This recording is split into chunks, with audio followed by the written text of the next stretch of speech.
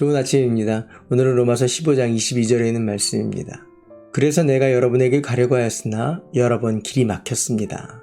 우리는 신앙생활하면 이렇게 생각합니다. 하나님을 믿고 또 의지하고 맡기고 나아가면 계획한 일들이 되어져야 한다라고 생각하죠. 그런데 그렇게 안 될 때가 있어요. 더 엄밀히 말하자면 잘 안 될 때가 더 많다고 체감적으로 느껴집니다.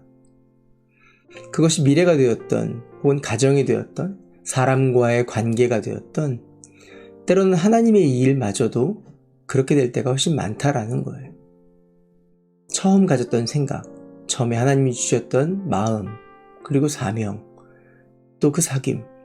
그런데 그렇게 안 될 때를 만나게 되면, 상황적으로 어려운 일들을 만나게 되면 하나님이 원치 않는 것일까? 라는 생각을 한다라는 거예요. 그리고 도대체 왜 나에게 이런 일이 벌어지는 것일까? 라고 생각합니다.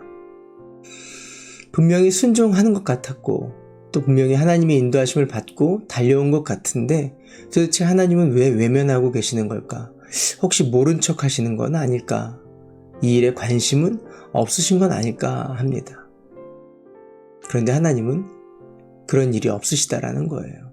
늘 관심 갖고 늘 그 일을 주목하고 계신다라는 겁니다. 안 되는 것도 하나님 안에서 왜 안 되는지에 대한 것들을 하나님은 갖고 계시다라는 거예요. 모두 하나님이 함께 계셨고 고난 중에 놓였을 때에도 길이 평탄하다 할지라도 함께 계셨다라는 걸 잊지 말아야 한다라는 겁니다.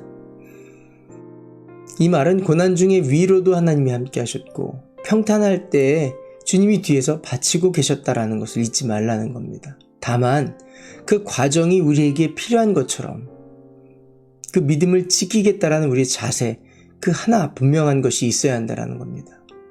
그것이 무엇이냐면 상황의 인도를 받는 것이 아니라 하나님의 음성을 받고 음성을 믿고 나아가는 분명함이 있어야 한다라는 겁니다. 그 위로가 우리 가운데 있어야 한다라는 거죠.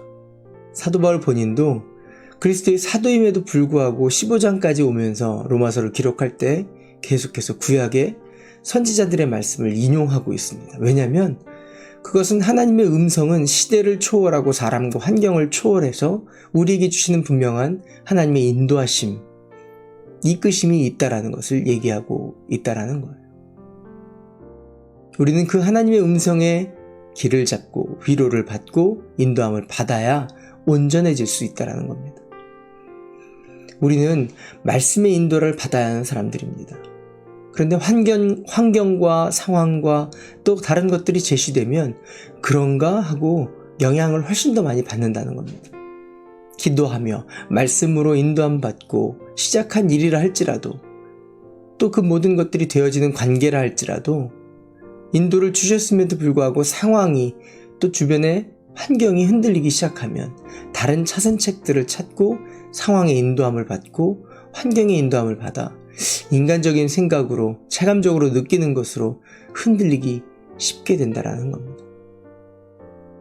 그러다가 어떻게 길이 열리면 이 길이 주님의 뜻이 아닌가 라고 쉽게 결정을 내리게 됩니다. 또 반대로 길이 막히면 하나님이 이것을 싫어하시나? 나를 축복하지 아니하시고 나를 모른 척 하시나?